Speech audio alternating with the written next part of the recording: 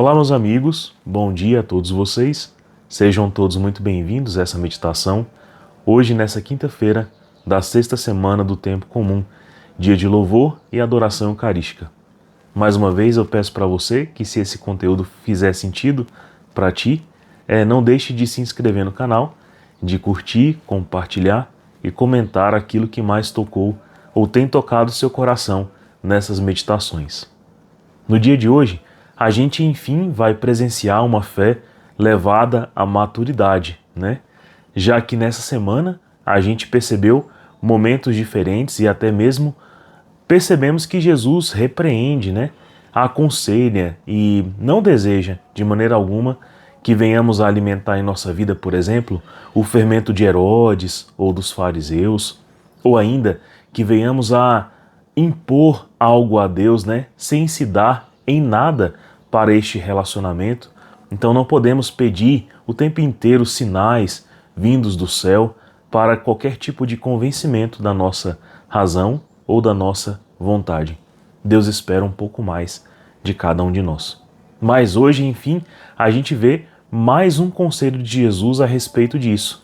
Então, tanto o capítulo 7 e 8 de Marcos dão para nós a prova do que não é desejável para uma conduta daqueles que têm fé.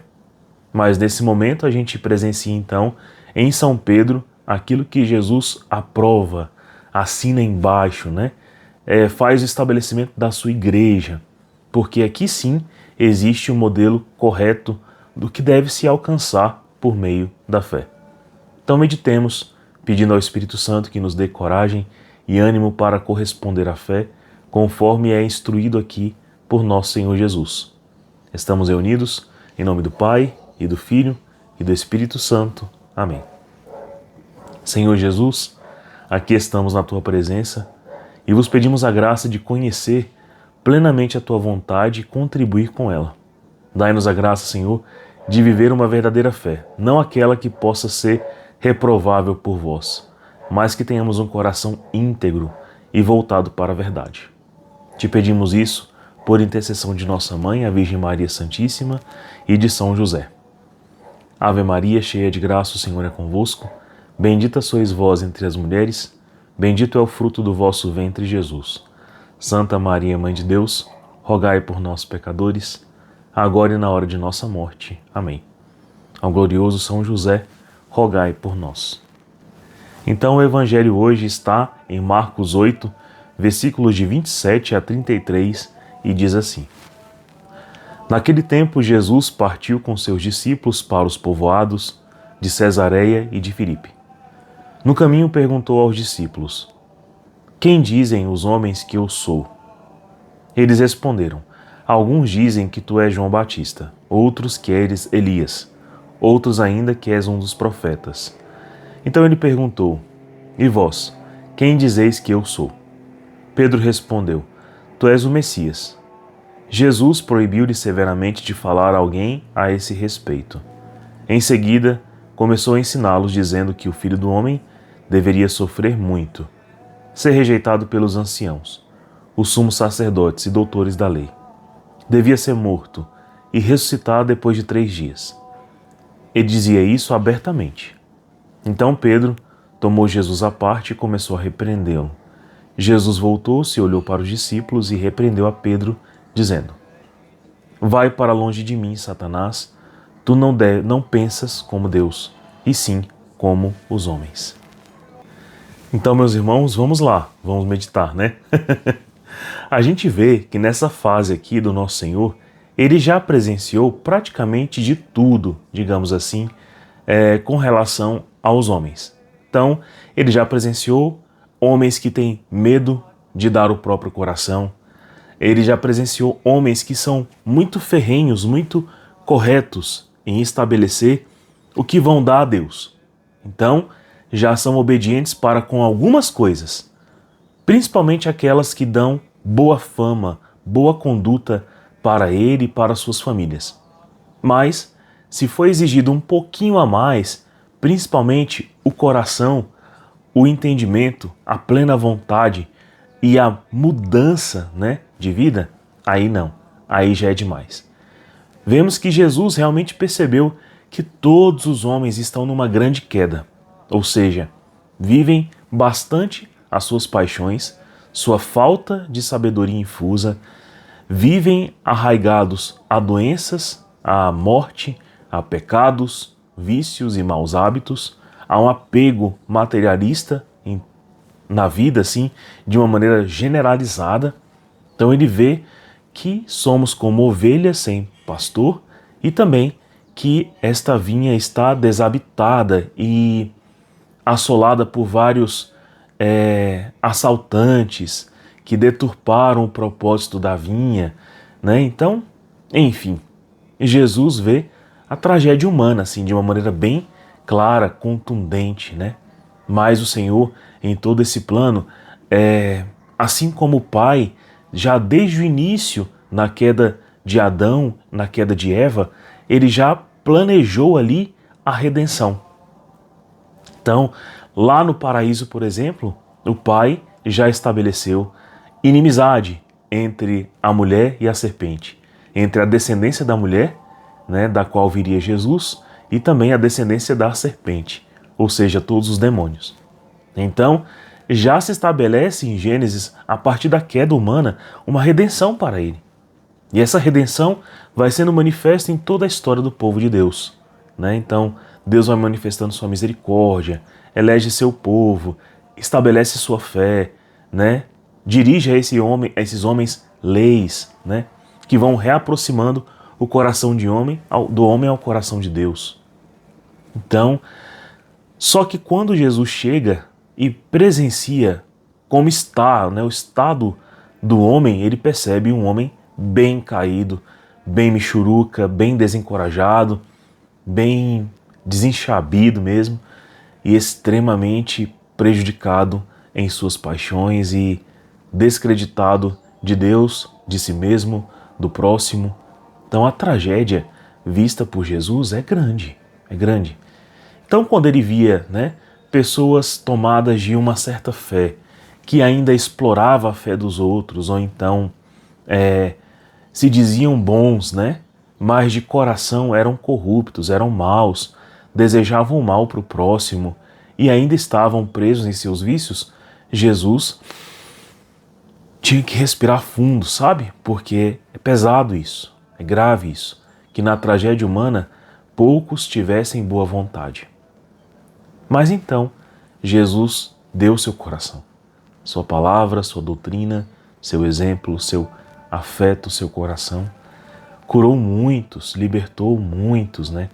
Dirigiu sua palavra a todos, incessantemente, né? Então, ao sair de uma missão, era outra, e sobe na barca, e desce da barca, e enfrenta a tempestade, e acolhe a todos. Mas uma obra descrita nos 4 evangelhos é crucial, é a formação da igreja. E a essa igreja, Jesus dá o capital de todo o conhecimento dele mesmo, de seu coração. Lembremos até que a essa igreja Jesus convida para estar na casa dele.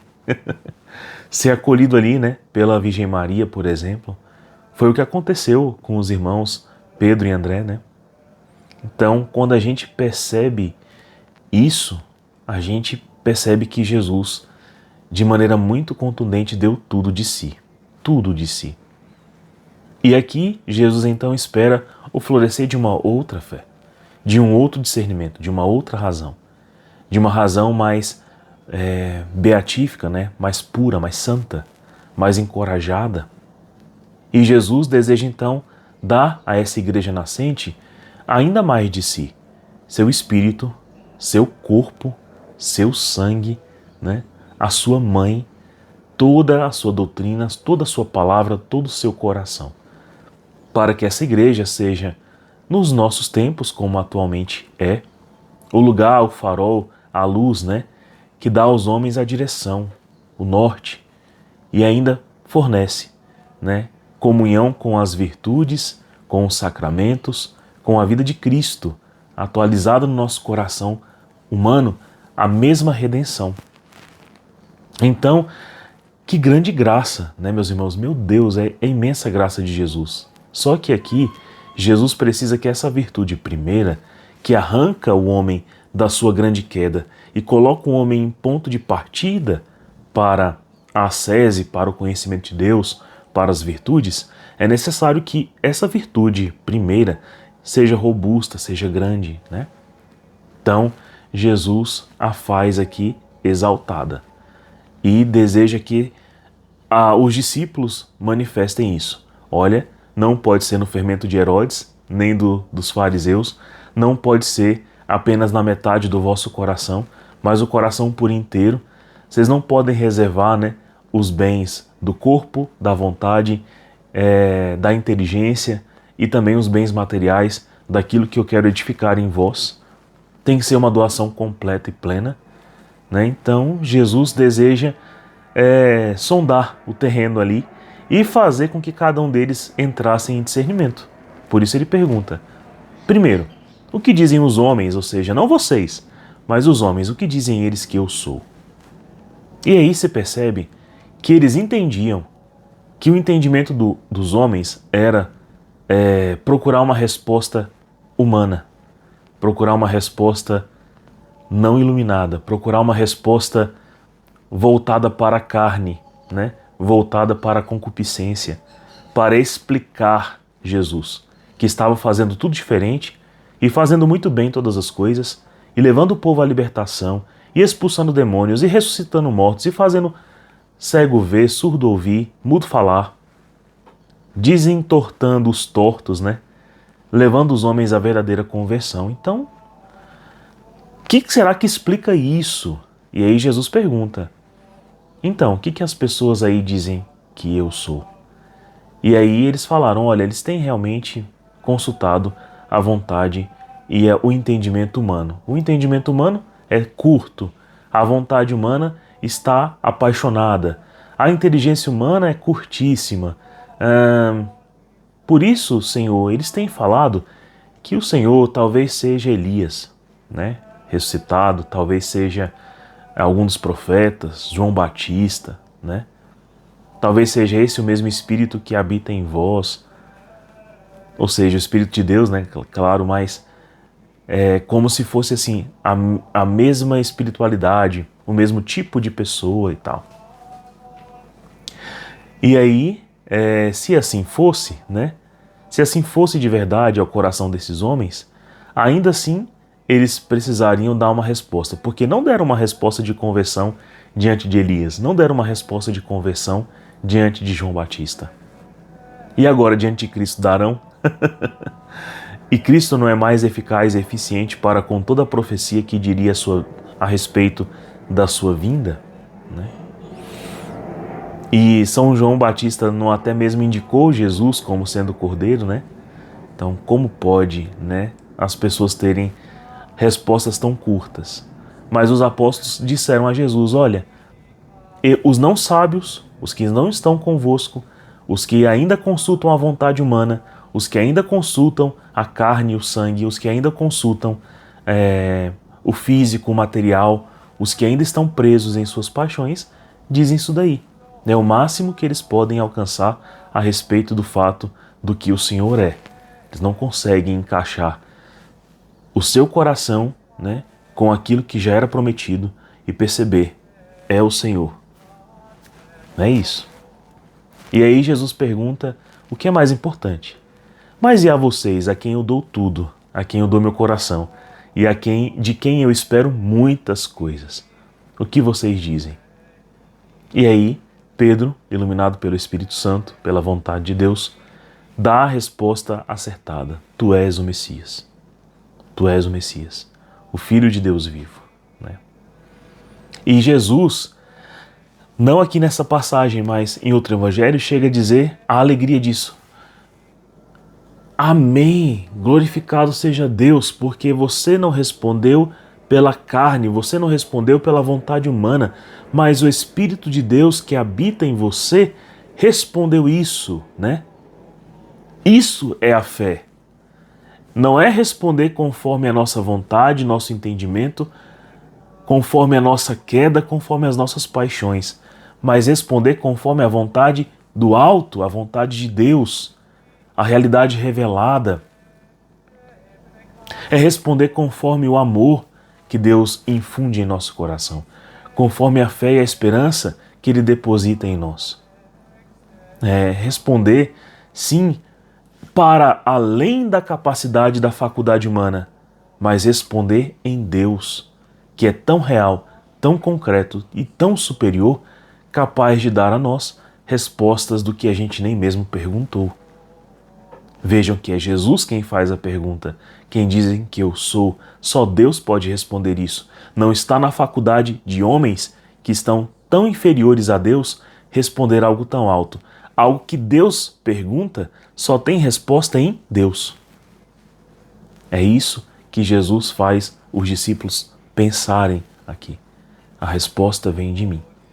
É tanto que em seguida, Jesus pergunta, fala, anuncia o que acontecerá para que isso tudo se concretize, seja consumado. Ele que é o Messias. Então ele fala, eu vou sofrer, vou ser perseguido, humilhado, vou ser morto, mas vou ressuscitar em 3 dias. Dizia isso abertamente, sem falar de maneira eufêmica, alegórica e sem dar para os discípulos aqui nenhuma parábola. Jesus falou concretamente, é isso que vai acontecer. E aí Pedro toma Jesus à parte e demonstra, para si mesmo, para Jesus e para os outros, que ainda existia um pouco de fermento de fariseu ali. Aquela fé, que reserva-se, que não quer o sacrifício, que tem medo da cruz, tem medo dessa morte, tem medo dessa humilhação, que pensa na vantagem, pensa apenas no benefício, pensa apenas nos milagres e assim vai, nos sinais. E o que Jesus faz? Jesus corta o mal pela raiz, dizendo, olha, esse fermento começou com Satanás. Então, vai de retro Satanás, vai para bem longe daqui. Porque essa obra, feita por Satanás lá no paraíso, continua assediando os homens para a mentira. Então Jesus expulsa o demônio ali, expulsa o mal que estava ali presente. Pensar como os homens de maneira caída é pensar como Satanás. Jesus deixa aqui a coisa bem clara. Mas pensar com fé, pensar com esperança, pensar com amor, pensar como Deus, pensar elevado, é pensar como quem realmente tem fé. E como quem realmente foi salvo por essa fé. Daquela condição inferior, caída, rebaixada, em que todos estavam, quando Jesus chega ali e presencia aquele homem em queda. A vontade de Jesus é fazer todos terem a mesma beatitude de sua mãe. Completamente separados do pecado, separados daquele fermento perverso, da hipocrisia, da maldade, do medo, da angústia, da inconstância, separados da falta de inteligência, da falta de sabedoria, da falta de fé, dos vícios, dos maus hábitos. E aí a gente olha, meus irmãos, para nós mesmos e pensamos, qual resposta daríamos nós? O que dizemos nós que é Jesus? Jesus é aquele que já te separou de todos os erros, dos pecados e te lançou de maneira veloz, rápida, crente, confiante para o céu? Porque Jesus pode fazer isso. Comigo, contigo, com todo mundo. Jesus cura, liberta de todos os males e fez isso ontem, faz isso hoje e fará amanhã. Jesus pode fazer tudo isso em cada um de nós. Depende do tipo de fé que a gente vai querer cultivar.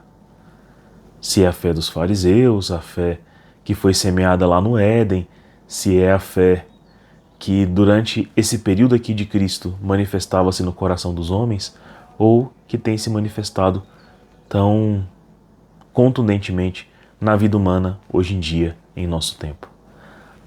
A gente pode ser diferente. Que tal, né? A gente pode ter fé de verdade. Que Deus abençoe você e que seu coração hoje se ilumine pela presença de Cristo, pela ação de seu Espírito. Grande abraço. Até amanhã.